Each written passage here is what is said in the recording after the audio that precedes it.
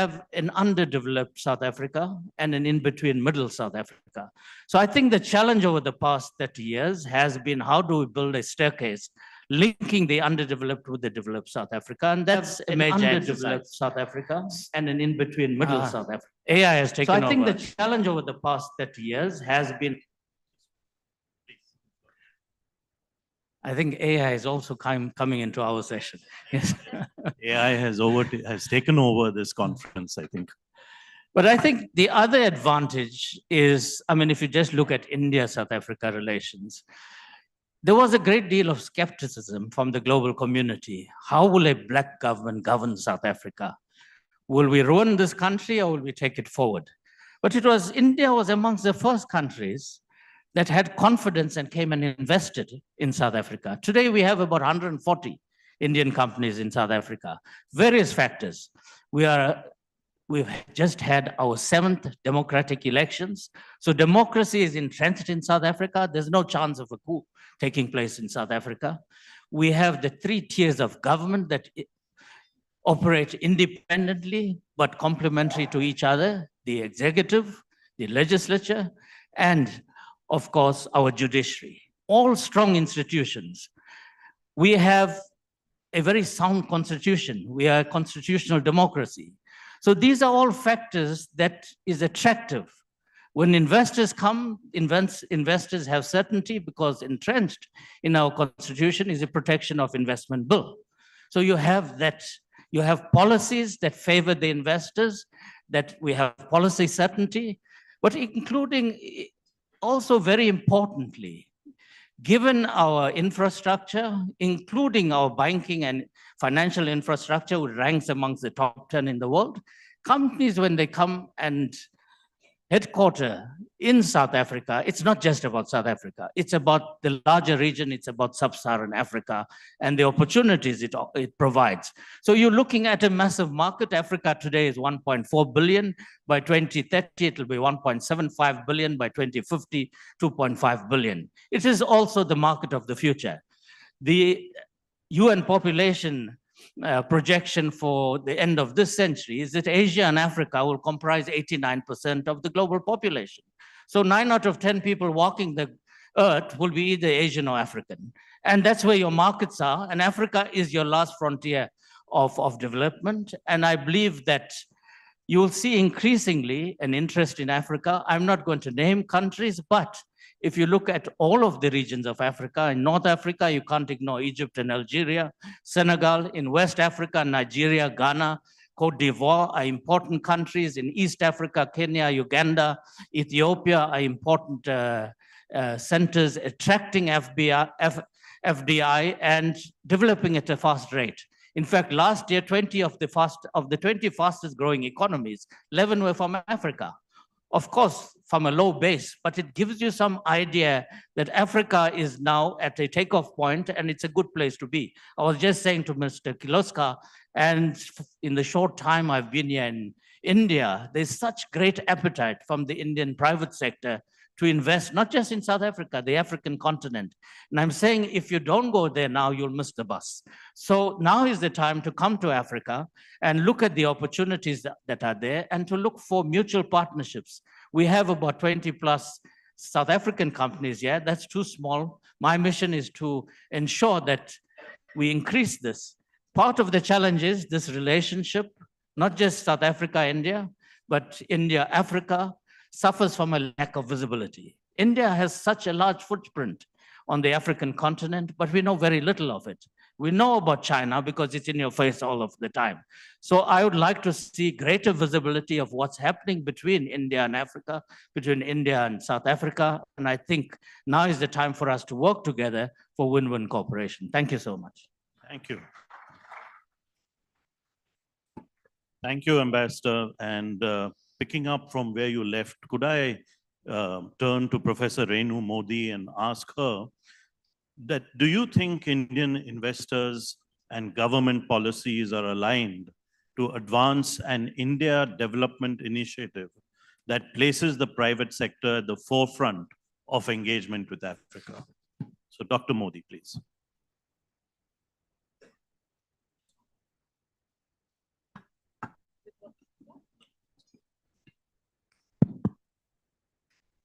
technology. Good afternoon, everybody. Good afternoon, Ambassador. Before I answer this question, since I'm a teacher, I would like to start with by which I always start my initial lectures in the university. First of all, when students come to class, they don't know how big Africa is. So I put an equivalence map of Africa and say one Africa comprises of a USA, China, India, Japan, and all of Europe. So that gives us some sense of geographic expanse of Africa. It's so important to India and for trading and our economic engagement because it holds 10% of the world's natural resources. And the second thing, when many people from the business industry or students who want to trade and start engagement with Africa come to our classes, we tell them that Africa is 54 continents and each one of them is different. For example, one young entrepreneur came and told me that he was canceling his trip to Kenya because there was an Ebola outbreak in West Africa. So I had to tell him it is 4,600 kilometers away. So these are the specificities that we keep in mind while talking about Africa. Now, specifically to your question about whether the Indian government and the private sector interests are aligned, depends on who you ask the question, sir. Suppose I go to a marketplace in Kariako in Tanzania where we were doing research on textiles. The local trader is a Gujarati person who has gone from Jaipur to Africa. He doesn't know what the embassy is about. They work through the diaspora networks. So for him, he'll say, no, we do our business and trading on our own. If you talk to a Tata, Mahindra, Kirloskar, they will say, oh, we came with an Exim Bank LOC. So we are working with the government of India. And yes, all our business is aligned as per with the embassies and the government of India. But there's something in between I would like to mention that for me, the answer is in a definitive yes, because there's an ecosystem which has been created for the foray of private sector into Africa.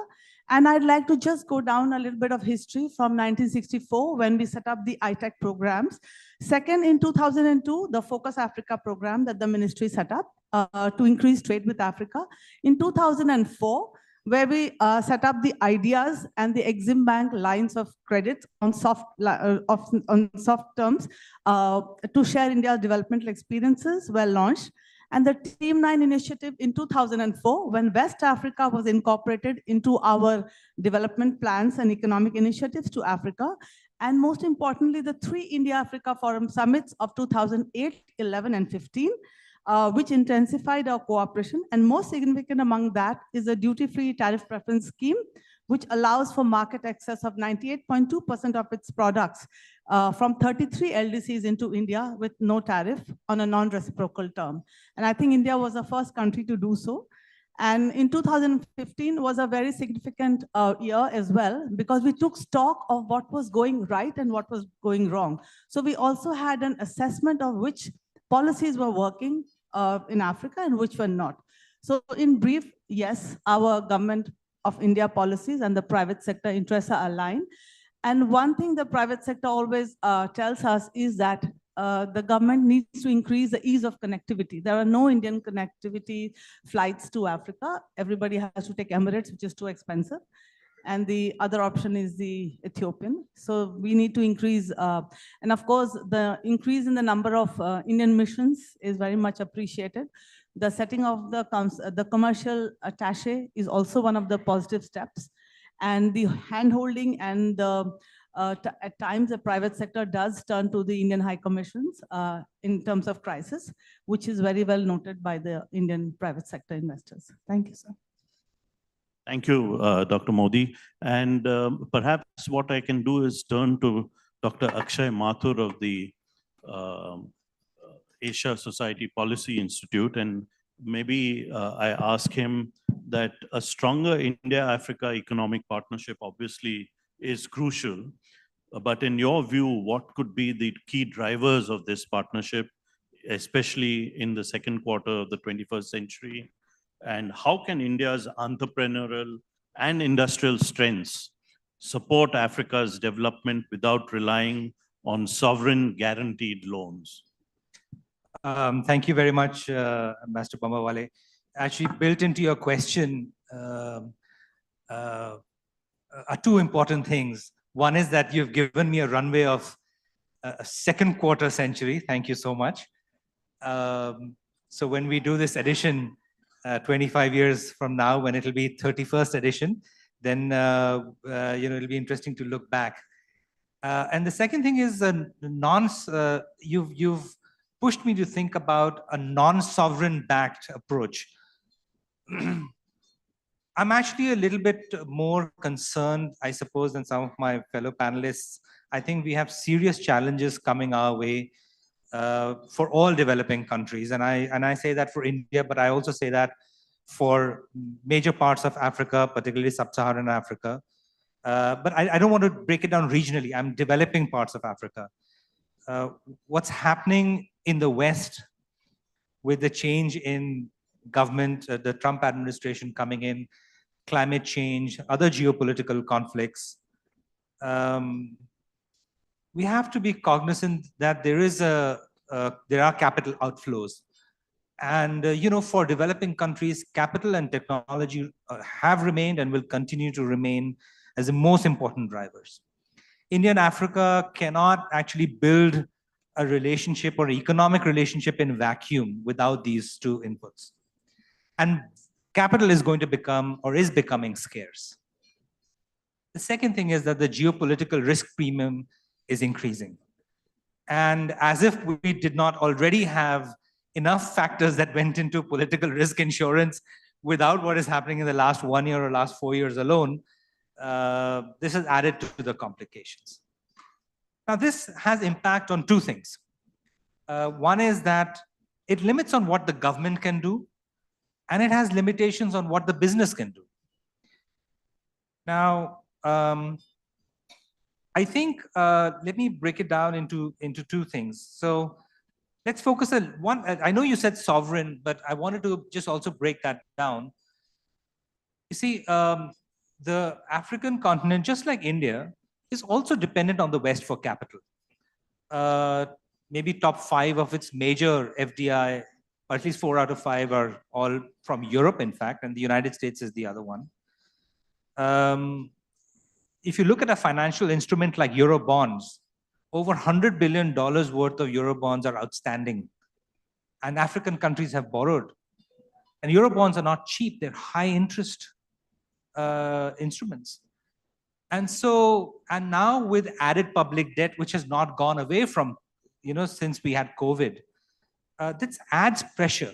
It adds pressure to all countries. Now,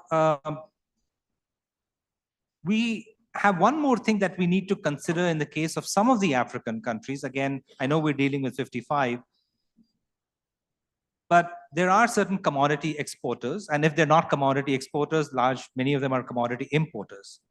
This is one difference from India. I mean, we are energy importers too, and commodity importers and exporters, but in the case of Africa, the percentage and reliance on revenue is quite high. And what's happening in the world as the shocks in the global system increase and the prices fluctuate, that adds more vulnerability to a lot of the economies. All this to say that the pressure on government and pressure on businesses to continuously hedge, de-risk, create buffer capital, or if they have some capital to keep it in reserve, increases. So we are in a bit of a difficult time when we look at geoeconomics and global macroeconomics. I think if we look at India and Indian government specifically, Renu actually highlighted a few things about lines of credit. I particularly think that opening up of some of the rupee Vostro accounts was really a good move. So there have been some experiments that we have been doing, and our credit agencies are trying to give political insurance cover, etc. I think it's worked to some extent. I think it has its limitations because beyond a point, even the government has only so many instruments and schemes at its disposal. So this brings me to the point on what businesses can do and what's happening in business.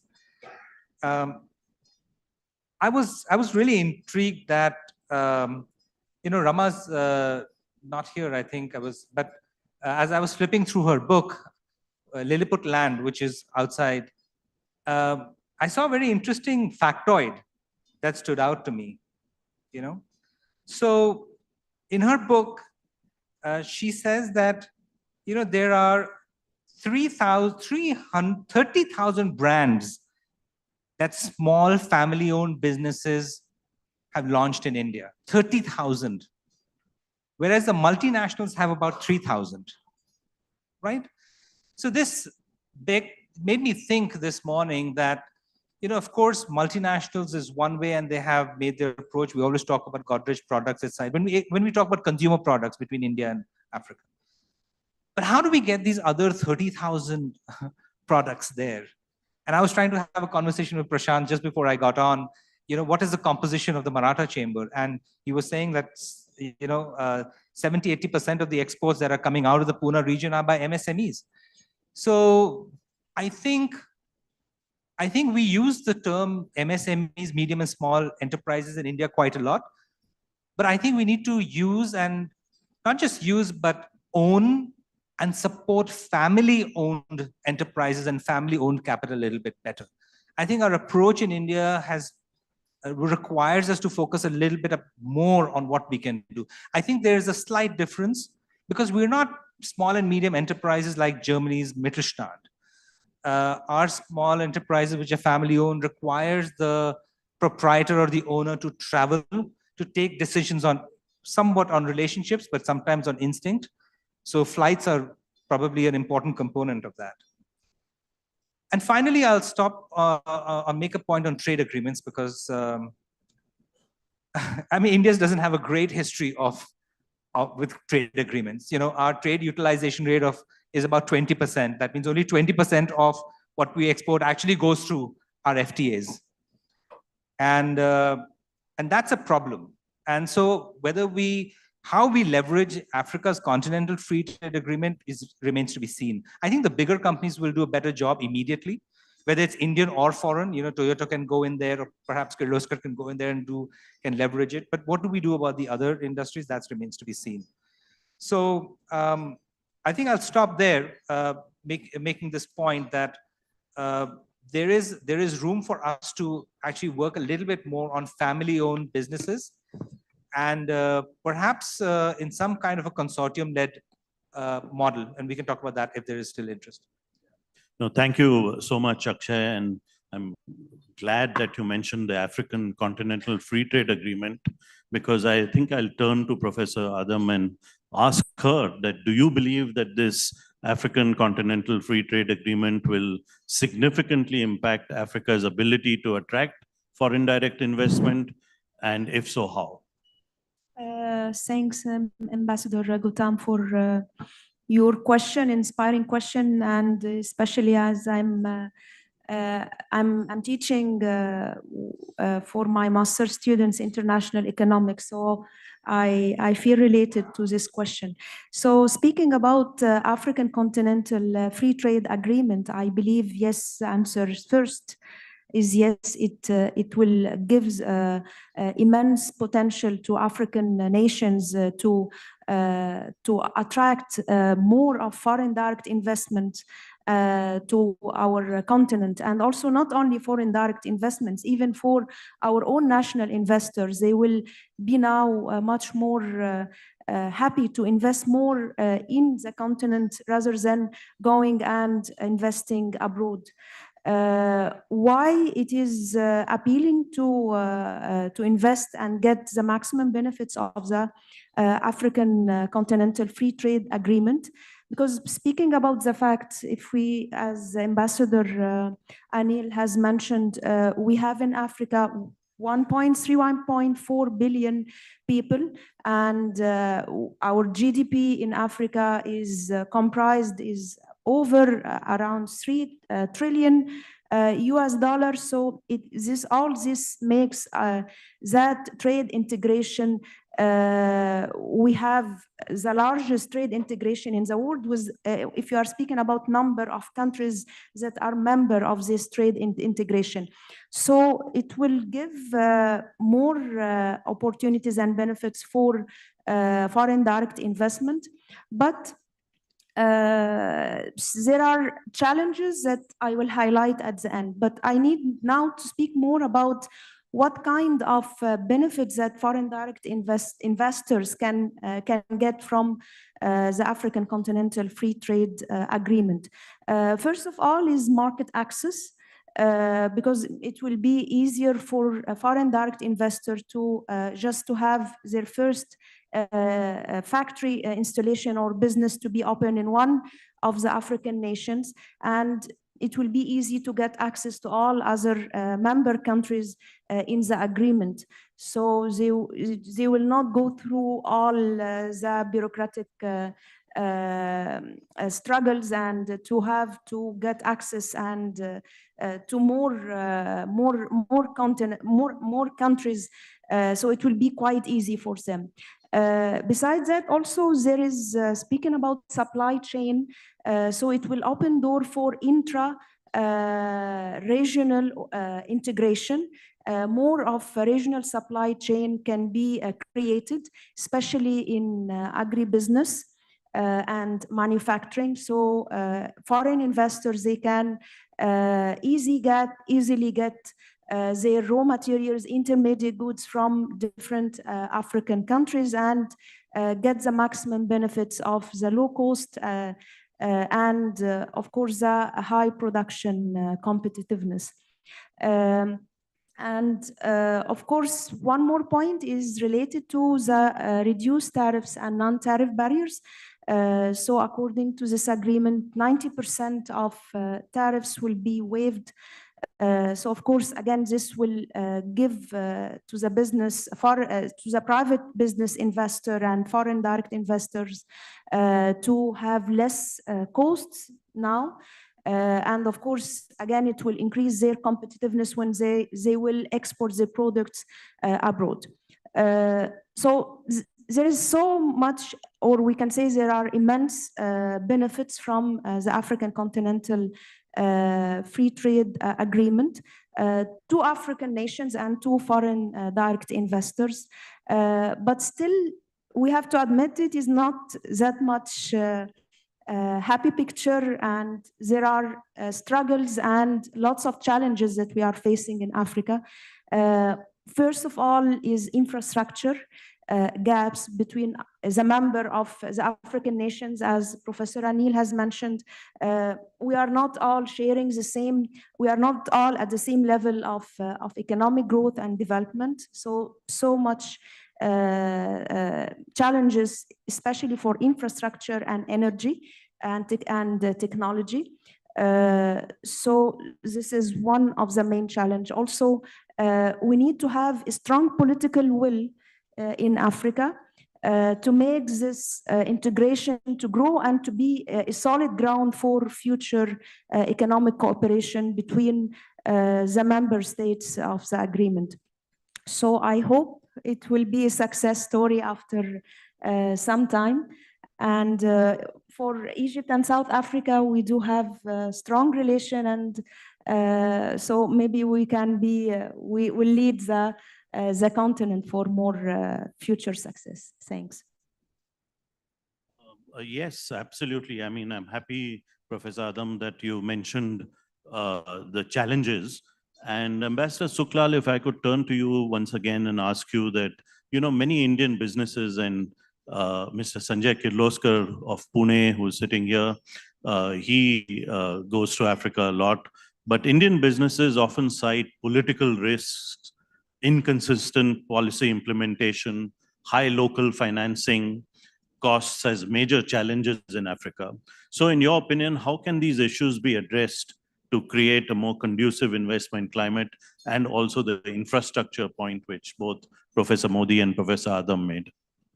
Well, I think you have to see what's happening in Africa in perspective. All three issues you've raised are issues that I believe are being addressed and are in transition. You know, just to give you two examples. In May 2000, The Economist magazine, I'm sure all of you are aware of, the cover picture was Africa, the hopeless continent. That was May 2000. In 2011, that same Economist, the cover picture and lead article was Africa rising in a matter of decade, Now, you have to also understand where Africa is coming from.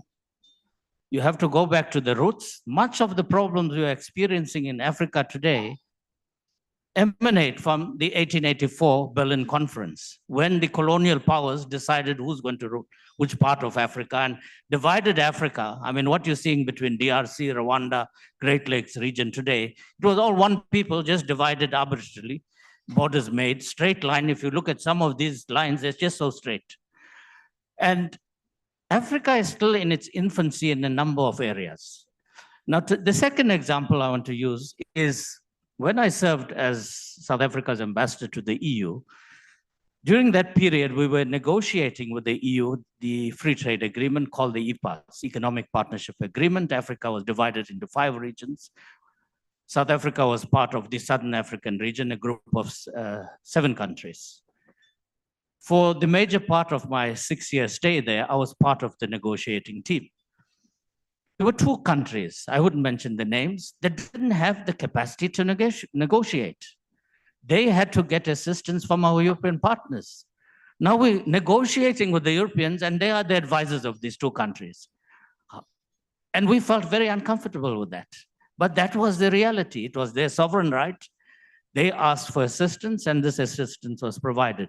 So I'm saying in terms of policy development, what you're going to see, and the African Continental Free Trade Agreement is going to force African countries, the majority of whom where we don't have policy development, policy certainty, to deal with this in a serious way so that you can fully benefit from the African Continental Free Trade Agreement. And likewise, foreign partners will also benefit from this. And this is an evolving situation.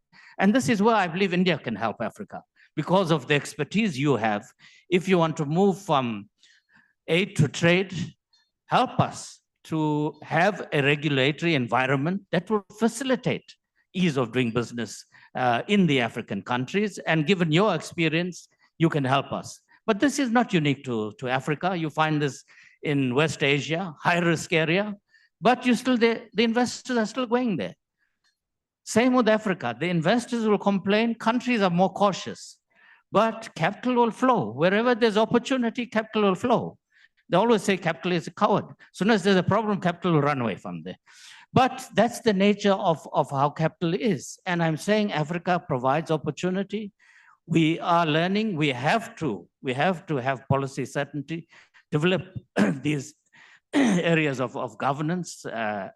We're going to need help, most of the countries in Africa, and the cost of financing. One of the reasons within BRICS, we decided to create the new development bank, and it was late Manmohan Singh. It was his idea. I was at the very first meeting here in 2012 when we convened, and it was just an idea. Let's create our own development bank. And the NDB was based on the reality we face as countries of the Global South in terms of access to capital. Africa is facing the same. I mean, if you look at Africa's infrastructure needs today, we need anything between 130 to 170 billion annually to address our infrastructure needs. But the deficit is anything between 70 to 108 billion that we have to raise. Where are we going to raise that? It's not going to come from Europe. That's where China sees an opportunity and China moves into that space. So I'm saying that we have to engage more with our partners from the Global South, and we have to generate. We have to generate capital ourselves within the African continent. We have amongst the lowest saving rates globally. We have to change that pattern. We have to change mindset. And I think these are some of the things we have to address within the continent. And I believe these are being addressed. We are fortunate that we have a continental organization. We are fortunate that we transformed the OAU into the AU in 2002 for a reason, because the OAU was more focused on the liberation of the African countries. The AU focused more on the economic development and the development challenges of Africa. And that is why in 2001, before we could even transit to the OAU from OAU to the AU, we launched NEPAD, New Partnership for Africa's Development, as our blueprint, the Marshall Plan for Africa, designed by ourselves. Then in 2013, we launched Agenda 2063, the Africa that we want. 2018, we launched the African Continental Free Trade Agreement. So it's work in progress. And if you look at where the continent was 20 or 30 years ago, where we are today, I'm very optimistic. We're moving in the right direction. Yes, there are major fault lines, as was pointed out. We live in a fractious world, a world that is splitting more and more, and this impacts on the poorest and it impacts on Africa in a very great way. But we have partners from the Global South.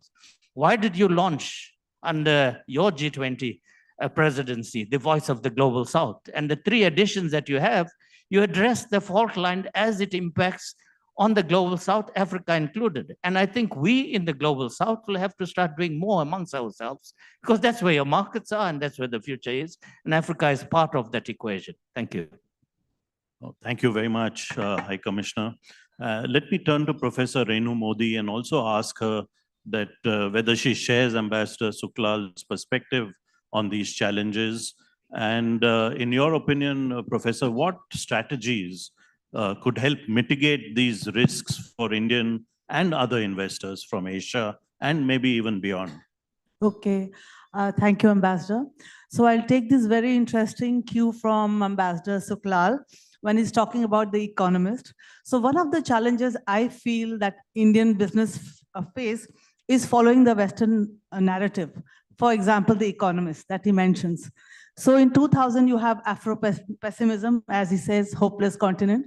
Then comes the financial crisis, 2008, when markets are down. And then 2010, McKinsey comes with the report, Lions on the Move.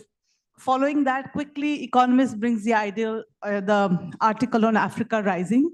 2013, Economist comes with another article, Aspirational Africa, talking about the consumer market of Africa. And 2019, it comes with a new cover page of New Scramble for Africa, alluding that China is the biggest villain in Africa.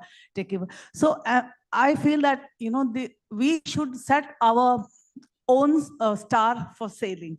You cannot follow the narrative of the Western media, because following the Lions on the Move report, I heard many business people who invested in land, and Karturi Global was around that same time, and many investments happened in land without due diligence. So that is one of the challenges. 300,000 acres of land were purchased, and then this expanse of land is so vast that, for example, one of the persons an Ethiopian student who worked with them told me that when there's a tractor breakdown in Afar region where the farm is, to get a spare part, you have to come to Addis, which is 14 hours or 15 hours. I mean, there's a long flight and half of them are not available. So they have to be shipped from or airlifted from India.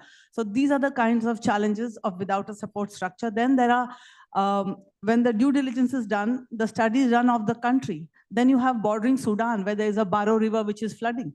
So no assessment is made of a full assessment of what's happening. So one challenge that Indian companies can, how to face is to do due diligence and have their own have their own star to sail and not follow the Western media narratives, which are like sponsored ads, I feel. And the second thing is now the narrative in the Ministry of External Affairs, I feel, is also changing, because every time we went to the CII conclave, which I attended since 2005 many times, and every speech started with our connections to that house. But over the years, what I have learned is money is sharper than sword. So the business, no longer that narrative holds true. Second thing is that people which I talk to now, I was in Senegal and Mozambique recently, and I just questioned them, how do they work? And they say that localization of partnership, and I was in Rwanda recently. And so one of them told me that there is no API manufacturing in Africa. Just taking one example from pharma sector, because Ms. Shaw was there yesterday, and there's no API manufacturing. So there is a border conflict between Rwanda and Uganda. So a saline plant, which is in Uganda, now will ship the same saline through Kenya, which is even more expensive because there has been a border conflict. So conflicts. Second, regime changes. Well, what happened in Ethiopia? It burned the fingers and the appetite for investment in land. So one government comes and then it changes the rules and says, no, this was purchased under the federal law, but this was a national law, So that kind of a thing. And therefore, there have to be better bilateral investment protection treaties, legal assistance treaties, double tax avoidance treaties. I mean, the business community would know better about these. But what I'm saying is, and the private investor has to be aware of these.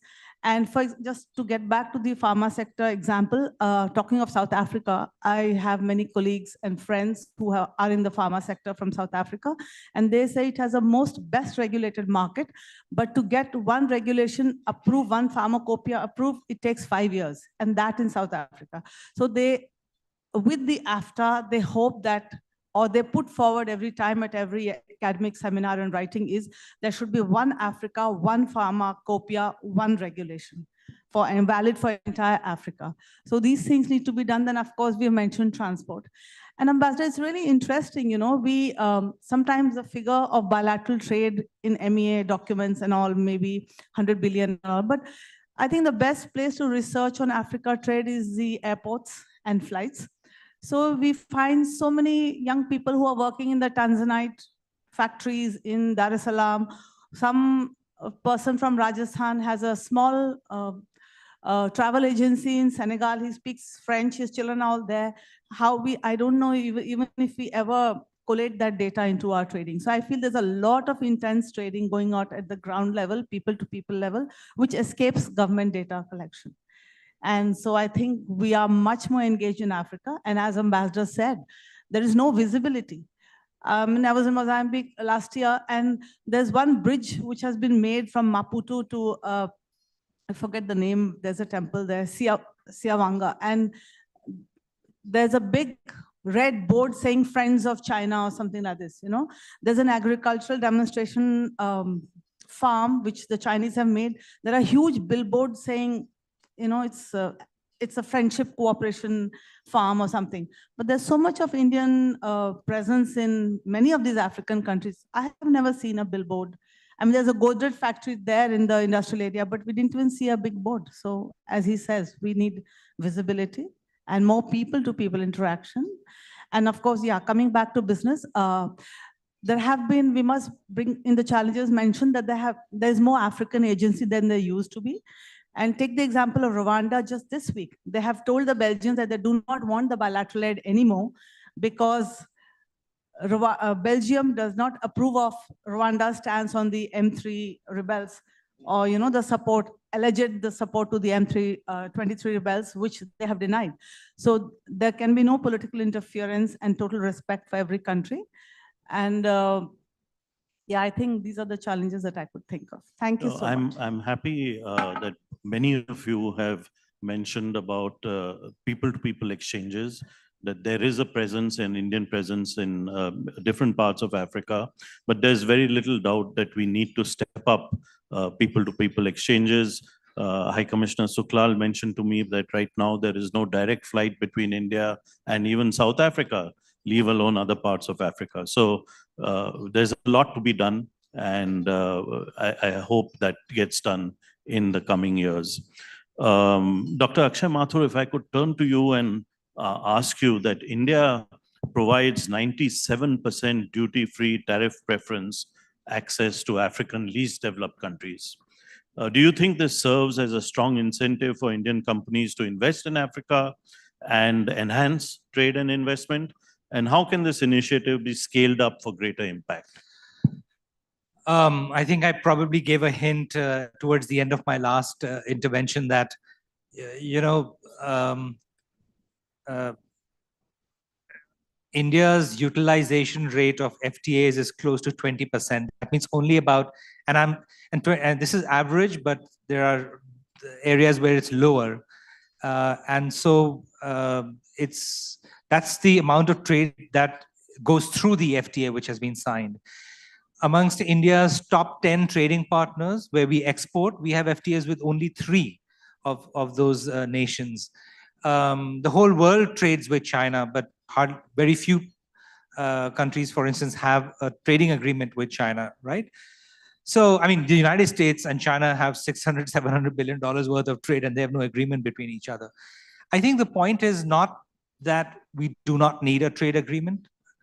But I think that there is a recognition that the era of creating a framework, a liberal trading economic order, which lent itself to trading arrangements, regional trading arrangements, global economic frameworks. I think that is now either in question or it's gradually petering out. And so, like for instance, and what is replacing it are other kinds of geoeconomic arrangements. And there are two that come to mind, which I wanted to bring to your notice. So for instance, we had the Black Sea Grain Initiative that the United Nations brokered with Russia to get the food grains out of Ukraine. Renu and I were just talking about it. Who participated in that? Was African countries party to those negotiations? Was India party to those negotiations?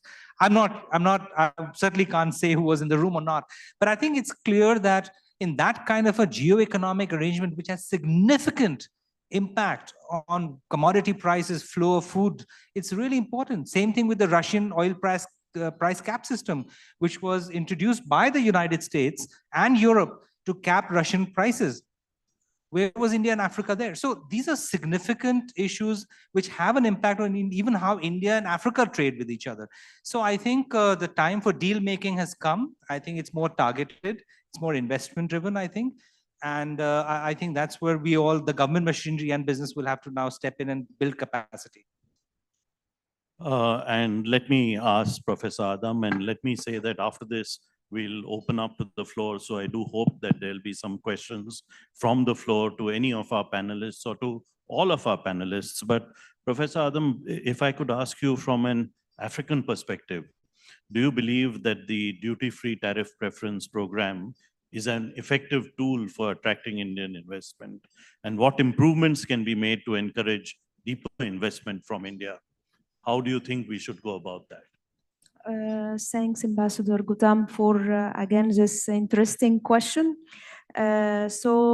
Speaking about the DFTP program, yes, I believe it gives immense opportunities for Indian investors to discover good business opportunities in Africa and get the maximum benefits of it, especially as you have mentioned in your introduction.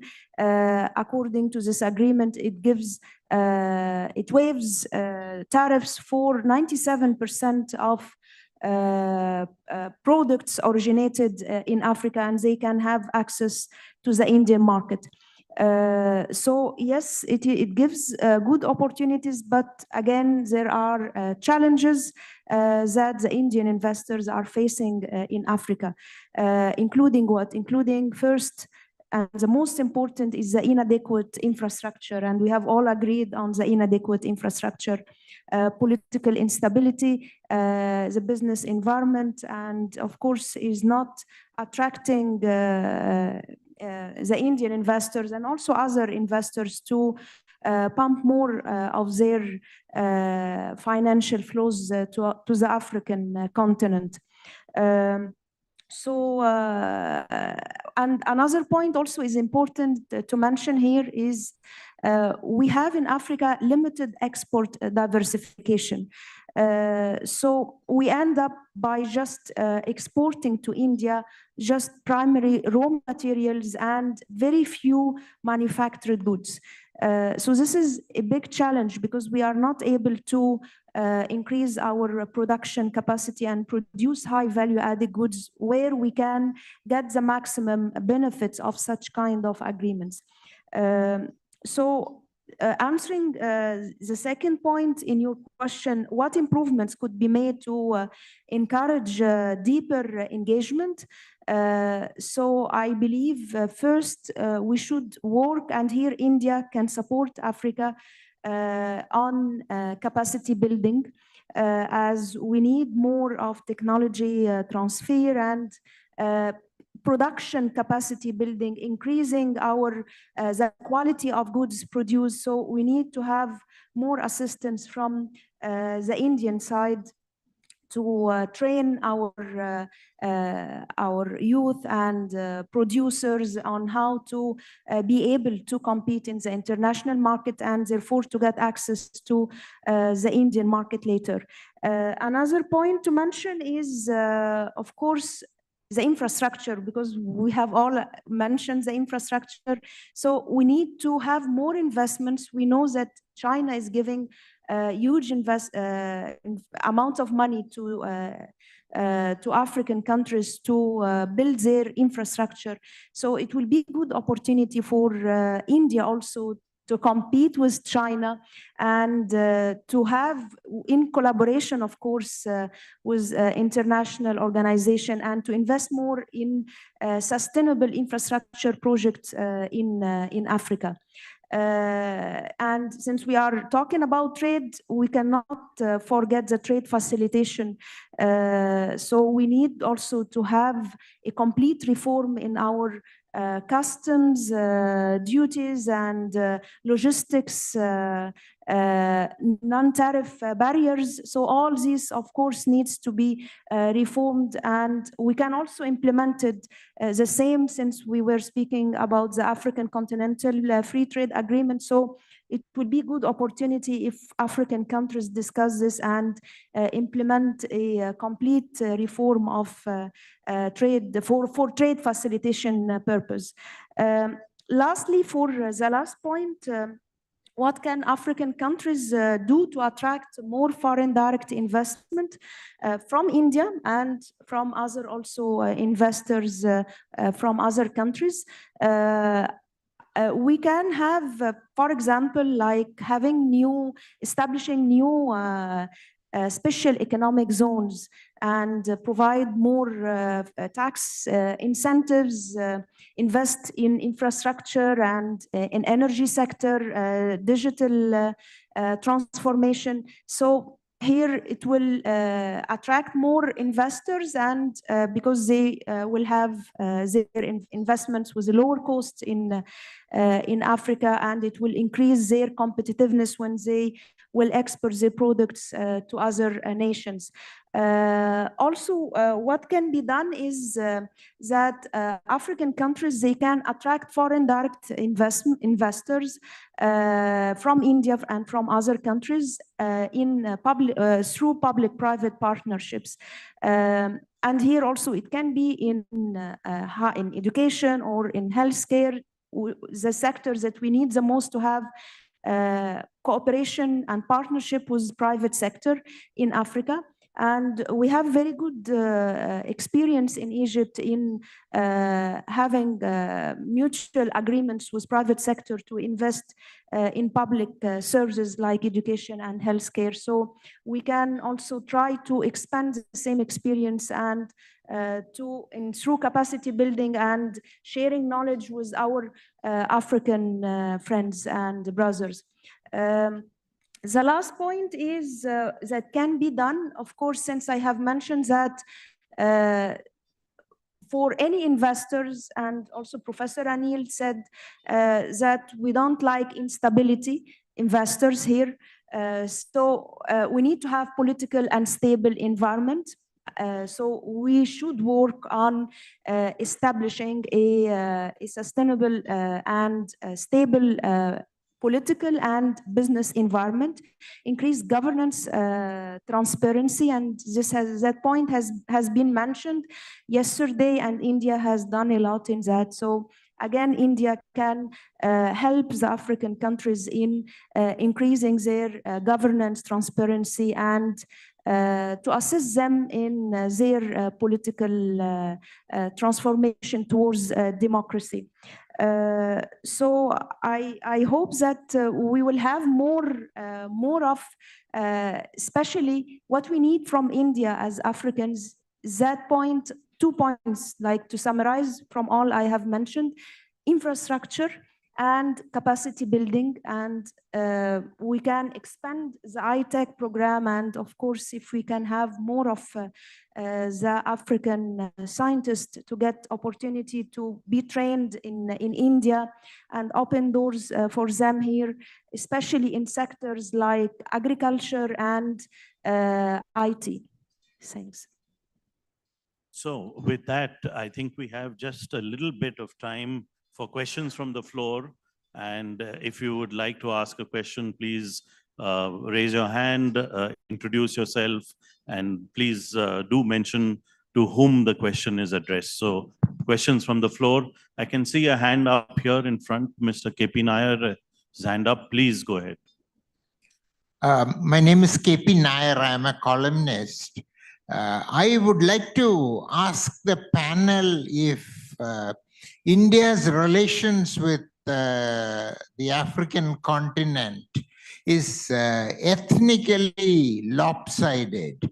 What I mean is because, for example, in East Africa, Kenya, Tanzania, Uganda, which have a large number of PIOs, persons of people of Indian origin or overseas citizens of India, get a lot of attention and focus in my experience. And the other country that gets attention is, of course, South Africa.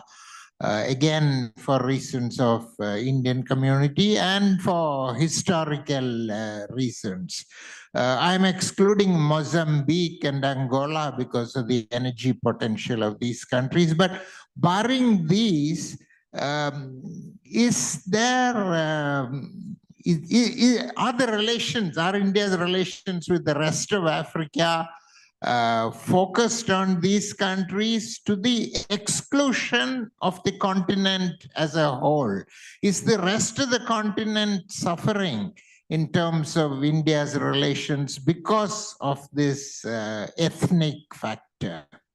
So let me, as chair of this session, let me take the, and let me ask that, is that question should be addressed to the two African representatives we have on the dais. So perhaps we can start with High Commissioner Suklal and then Professor Adam.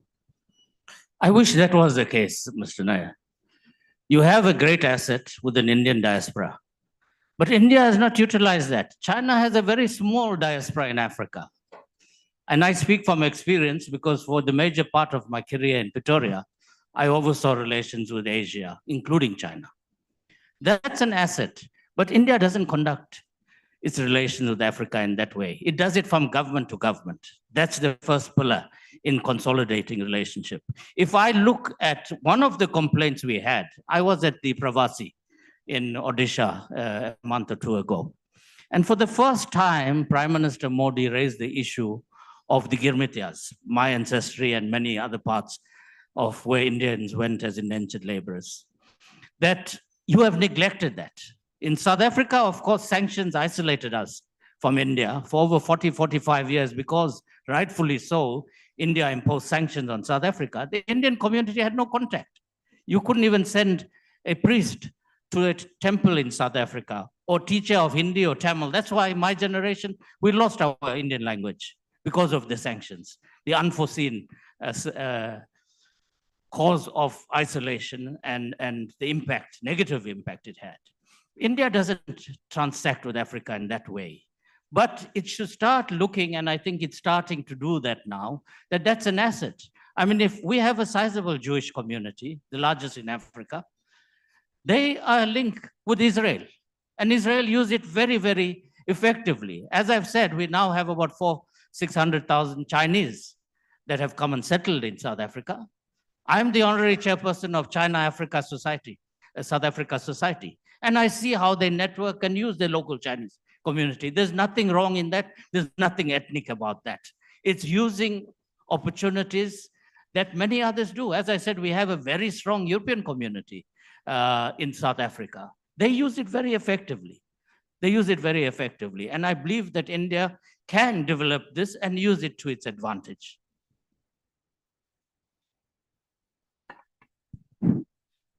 Yes, I agree with Professor Anil's point that this is not the case in Africa and how India is approaching Africa because of what the reasons he has mentioned, but also let's have Egypt as an example. And we are on the north side and we don't share same kind of history like the relationship between India and Africa you have mentioned. And if we check how the amount of economic and political relationship between India and Africa, India and Egypt, it is immense, and we have already signed a strategic partnership between India and Egypt. President Sisi, he has visited India, and Prime Minister Modi also.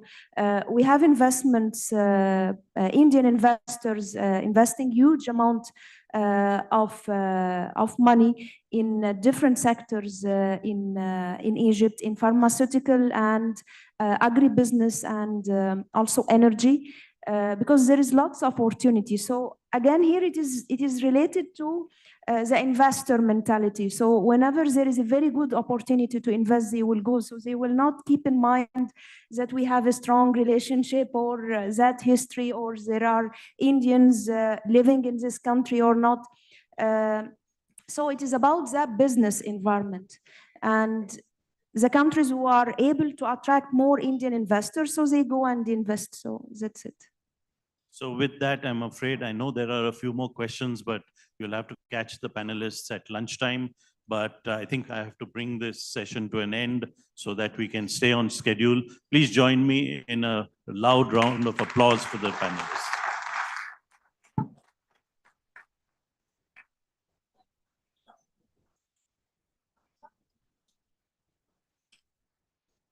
Thank you so much, Ambassador Bambavale, and your fantastic panel. Could I please request Sanjay Kirloskar, who's a member of PIC and also the president of the Maratha Chamber of Commerce this year, to provide tokens of appreciation. Perhaps I could ask him to felicitate Dr. Hebatullah first. Dr. Hebatullah?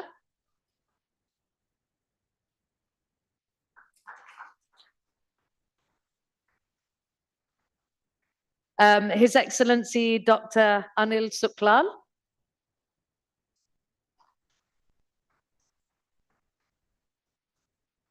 Dr. Renu Modi.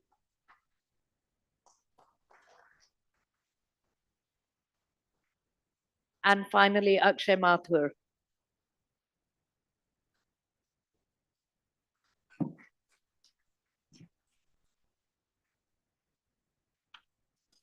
And as we transition from exploring Africa's journey from aid to investment, it's clear that strategic financial partnerships are a key to unlocking economic potential and sustained growth.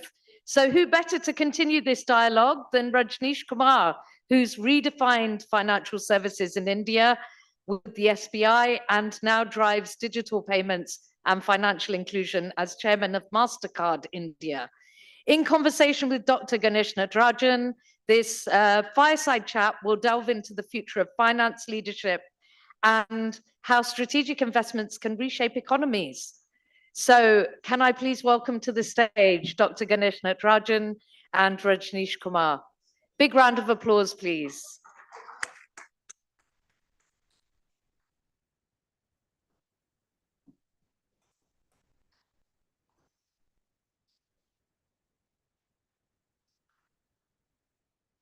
Just a quick word while Ganesh is getting ready.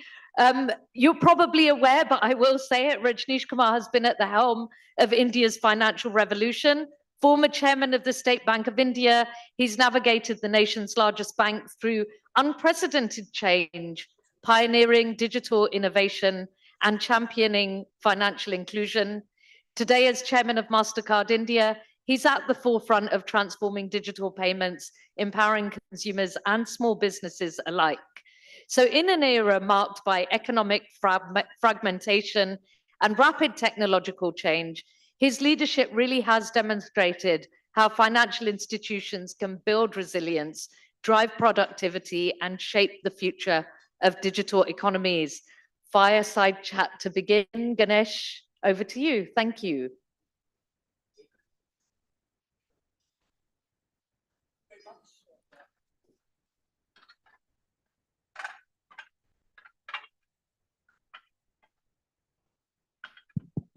Okay, thank you. Thank you very much. You have 30 minutes to go before lunch. Okay, so that's the bad news. But the good news is that I think we have an amazing performer, success story, and continuing great performer in the financial services sector to talk to us. So I'm going to cover 3 themes. And I was telling Rajneesh ji that we will cover it like a pyramid. So we'll start with the transformation of one of India's largest institutions. Then we'll talk a little bit about what's happening in the financial services sector today. Then, of course, no discussion today can be complete without the last 30 days of geopolitics, aka Trump. And then we'll come back down to what does that imply for India, then the financial services sector, and back to the big banks like State Bank of India. And all this we'll cover in the next 24 minutes and 47 seconds, so don't worry. So Rajneesh, quick question. Thank you. First of all, thank you very much for coming here. I know it was a very quick trip for you, but thank you. And I was fortunate to be invited by you to join the State Bank of India board, so privileged for that.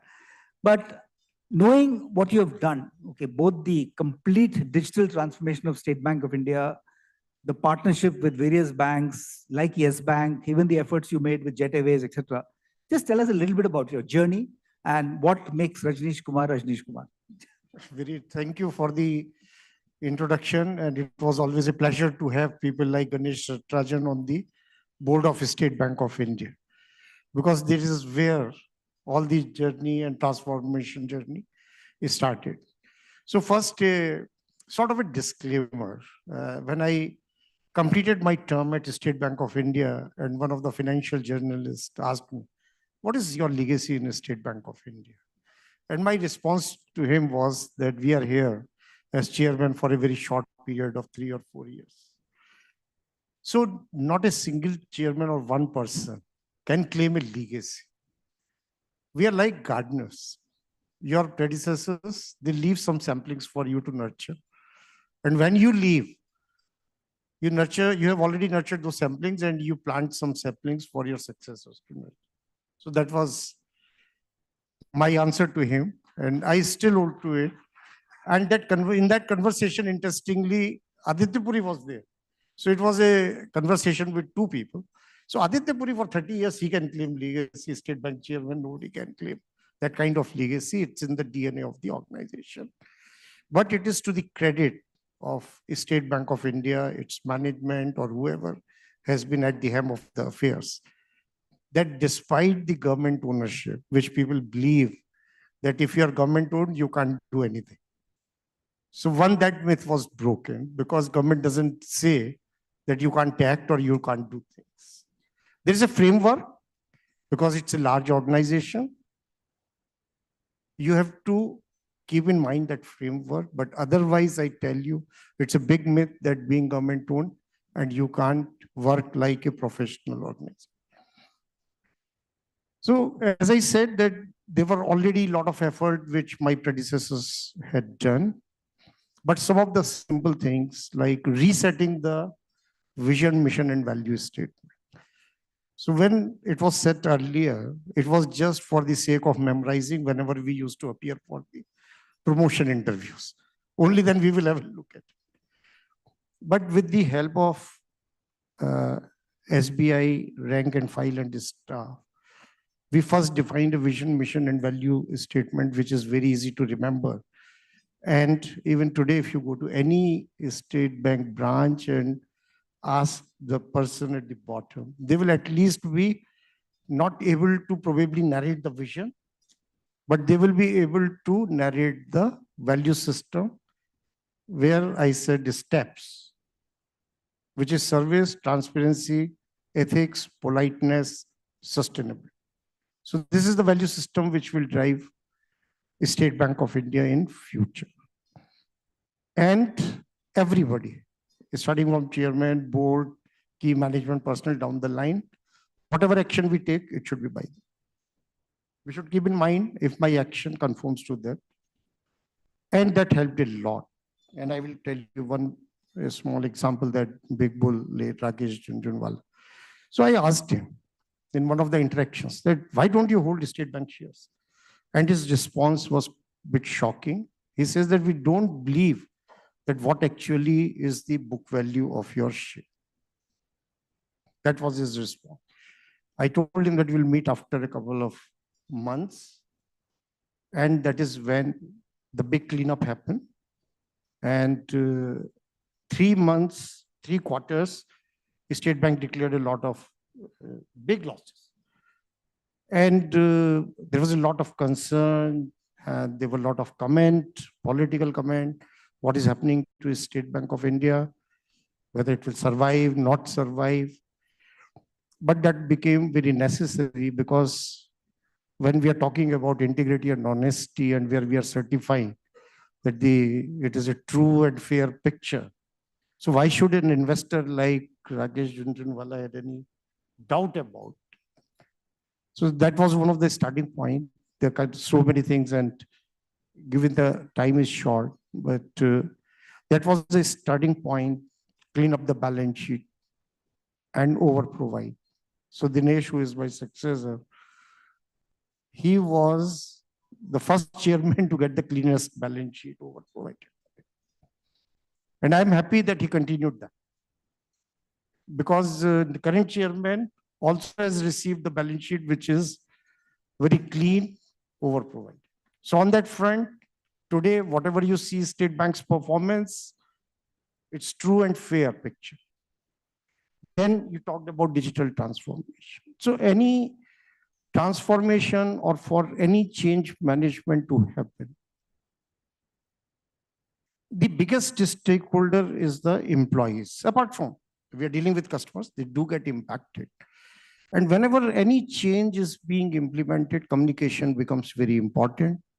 And the first question which gets asked naturally is, what is in for me?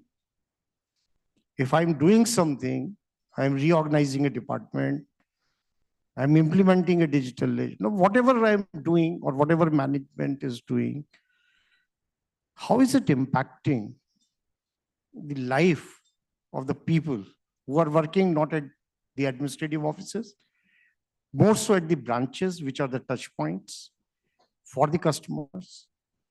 Customer may not know chairman, but they know the branch man.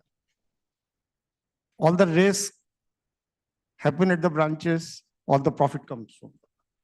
So I was very clear that our entire focus will be at the branch transformation, not at what I do at sitting at corporate office in Nariman Point or what happens to our all that big administrative setups. So that was very important. And for that, it's important for any chief executive to connect with the people at the ground. Unfortunately, what happens as you start moving up the organization, you lose to the ground, and then some fancy ideas come to your mind. And you say that we will implement it and we will transform the organization. And then the resistance at the ground level is so much that all those fancy ideas get defeated. So if the buy-in from the people who gets impacted is not there, changes are not possible. It's not that resistance to change is not there. That is again a human nature.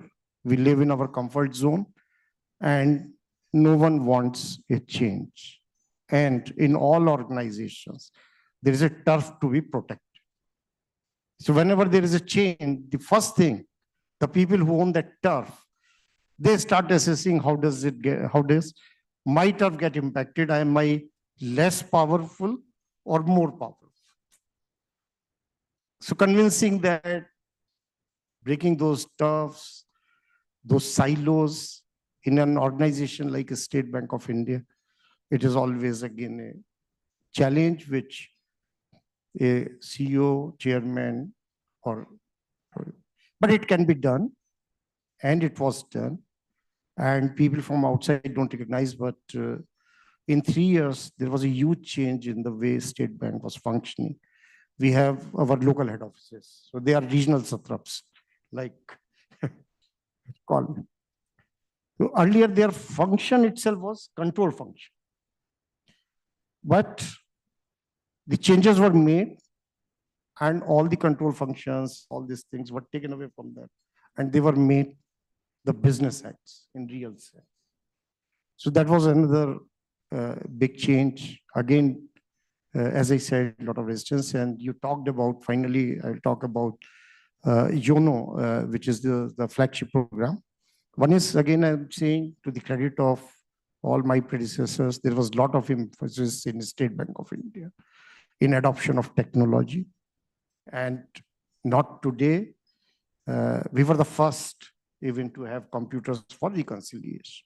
Unfortunately, because of unions and all that, the computerization was all limited to the back office functions.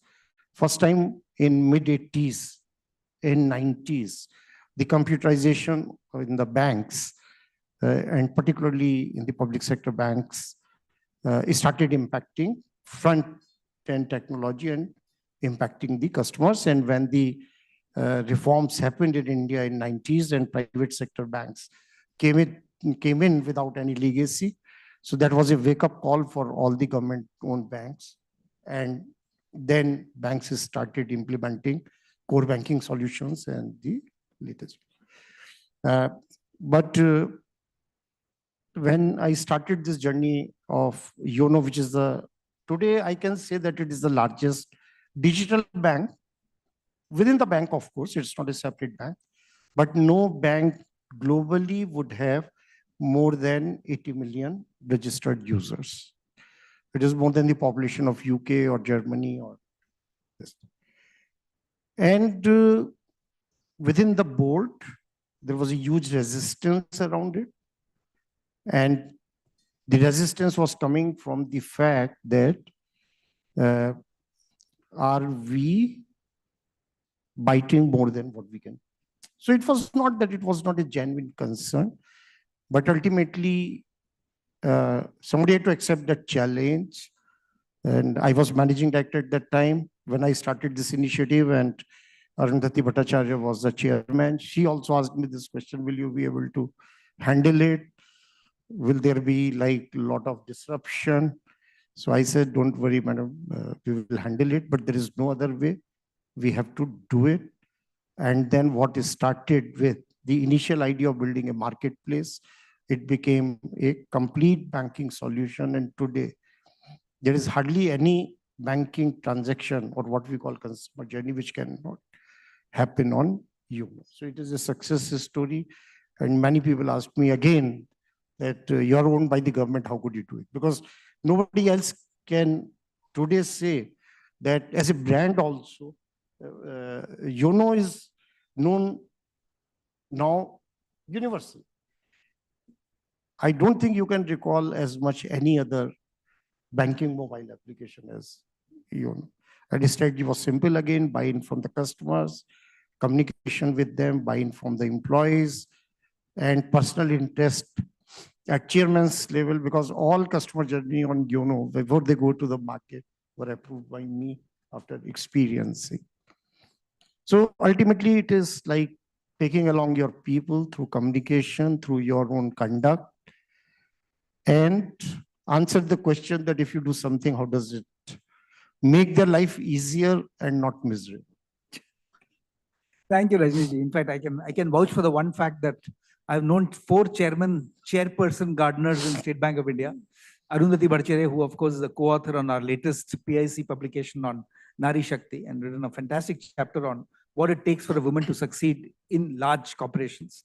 And then of course, Rajneesh ji, and then Dinesh Khara, who recently retired, and Srinivas Shetty. And I completely endorse what he's saying, that the passion towards technology is palpable. I mean, a lot of people pay lip service to that, but in SBI, I see that. And in fact, just 2 days back, I was chairing a panel on AI, and the CTO of State Bank of India, Nitin Chugh, was there.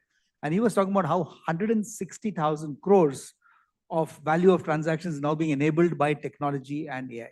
So it's an absolutely amazing story. So second question, sir, I'll just have 3 questions. So the second one is, you are now part of the whole payments and banking ecosystem, I think on the board of Asia Pacific for HSBC, the chairman of MasterCard, chairman of Bharat Pay. And we all are very, very proud of what happened with UPI and what we call the JAM Trinity, Jan Dhan Aadhaar Mobility.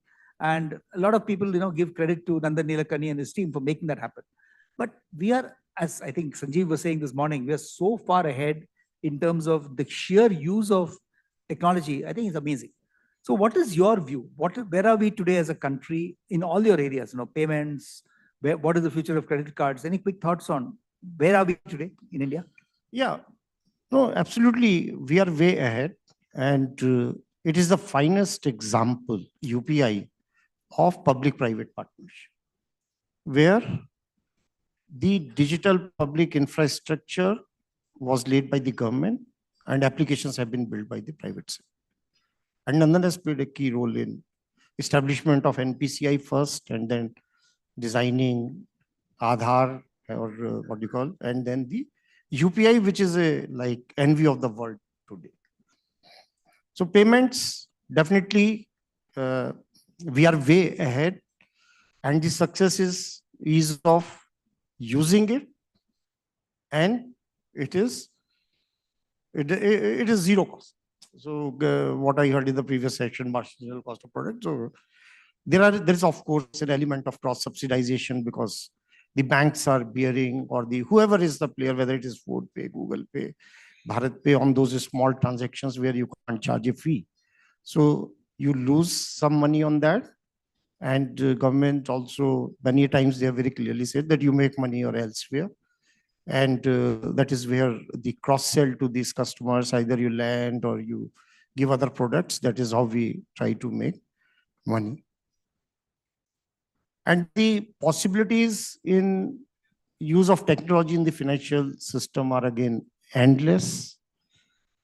What we are talking about now is ULI, Reserve Bank of India initiative on creating a lending platform which will be as easy to use and this thing, and it is all based on data analytics. So every stage of lending can be digitized, and the first and the foremost is always the underwriting. So using the data analytics, whether it is structured data, unstructured data, all the lenders, I would say, they are using technology and data analytics in a big way to underwrite, because I would say 80 to 90% of your problem is solved if your underwriting is right. Then the collection problem will be minimized. And as I said, the financial system, whether it is payments, transactions, lending, customer experience, customer service, call center, internet banking, mobile banking, there are so many delivery channels today, which are all based on technology. In fact, in the State Bank of India, again, I can take example of State Bank always. Now, more than 97% transactions don't happen at the branches. Only 2.5% transactions are happening at the branches. Rest is all what we call alternate channels or digital channels. And I think success built on its own. So what UPI has given the confidence to the banking system, financial system, regulators, that we can do it.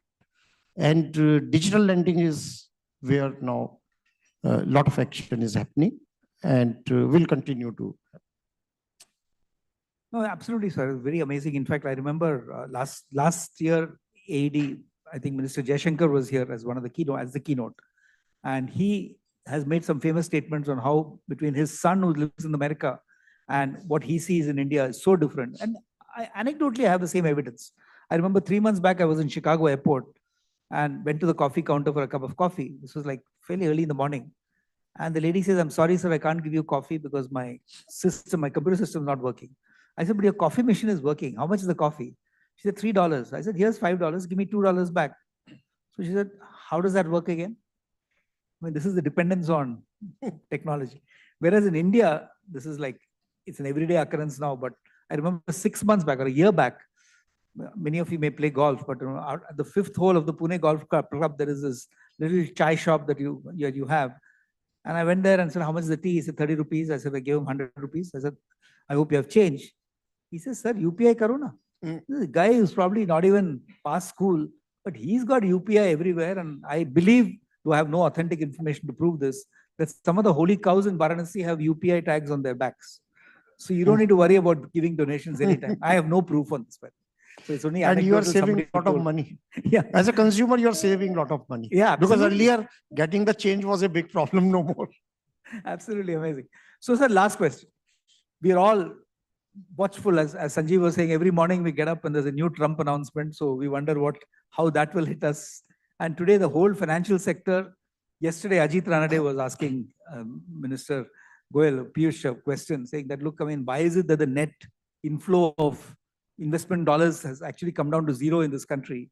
So what can Trump do or not do that can completely change the financial systems in this country. Any thoughts on that? Oh, you are asking me. Even Trump can't answer that What's question. your prediction? What's the worst case and the best case scenario? Yeah, no, the way I see it, one is that as far as the international capital is concerned, so it is very fluid. Wherever they get the returns, the capital flows there. If today the opportunity to maximize return in USA, it will go to US. If the maximization can happen in India, it will come to India. So that is what it doesn't love anyone. It loves returns, that's all. So we should not live in the world where like India is like they love India. No, they love their returns. So if you can offer high returns, they will come to you. If you can't offer higher returns, they won't come to you. So it is as simple as that. India's largest attraction for anyone, and which is a huge leverage and protection against any geopolitical turbulence, is the size of its market. And if USA, China, Russia, everybody, at least if they don't want to be on your right side, but they also don't want to be on your wrong side, that we have seen.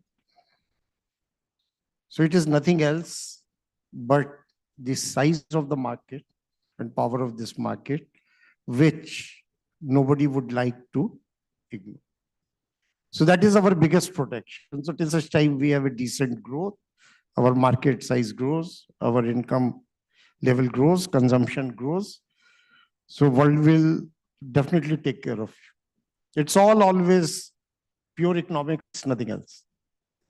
But Rajesh, a related question to that. I mean, obviously, we are all proud of the progress the country is making, whether it's in physical infrastructure, digital infrastructure, the sheer boldness that the minister was saying yesterday, and the confidence we have in the country. But there are dichotomies in the sense that we know we will, without question, become the third largest economy in the world in terms of GDP. But our GDP per capita still languishes at $2,800 per, and that's compared to 10,000 in China. So, I mean, I'm asking you because State Bank is always seen as a surrogate to the Indian economy. What are the 2 or 3 things we must do to make sure that there is equitable growth in the country over the next, as we move towards a Viksit Bharat 2050?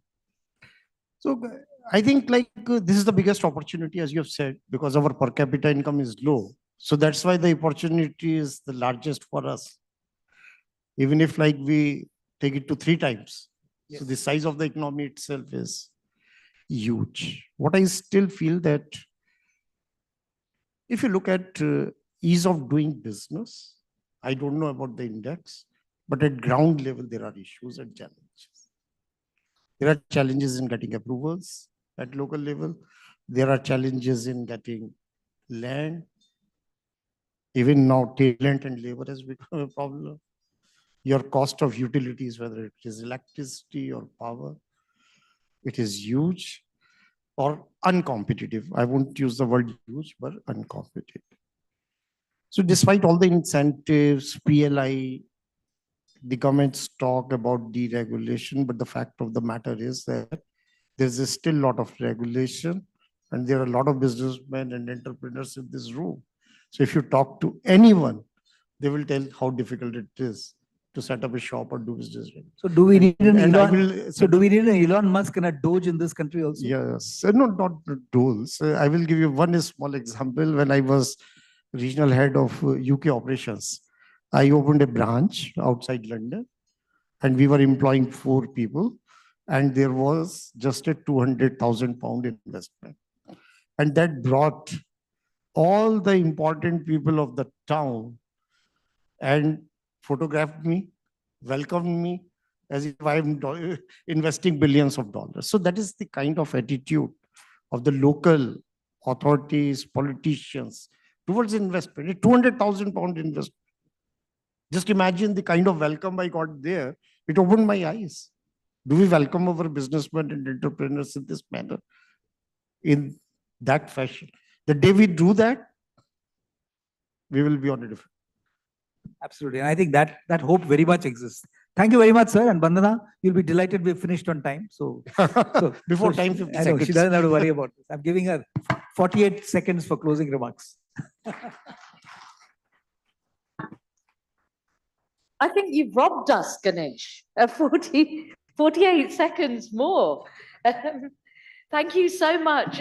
Could I invite Pradeep Bhargava, trustee of PIC, to present a small memento and token of appreciation?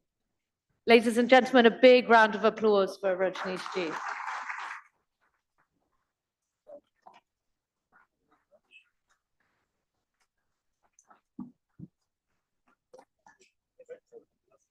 Thank you so much, and I hope you're in time. I understand you've got to be in Hinjawadi, so I think hopefully you've got enough time. While the photo's being taken, let's just recount this morning. We've navigated the future of finance with Sanjeev Bajaj, explored transformative power or the transformative power of AI. We've delved into Africa's economic resurgence and what's needed, and gained insightful perspectives on the future of digital finance from Rajneesh Kumar. So it's been a journey of ideas, innovation, and inspiration. Let's continue the conversation over lunch. Please use this opportunity to challenge perspectives, deepen connections, and shape the dialogues yet to come. Enjoy your lunch, and we'll see you back in an hour. Thank you.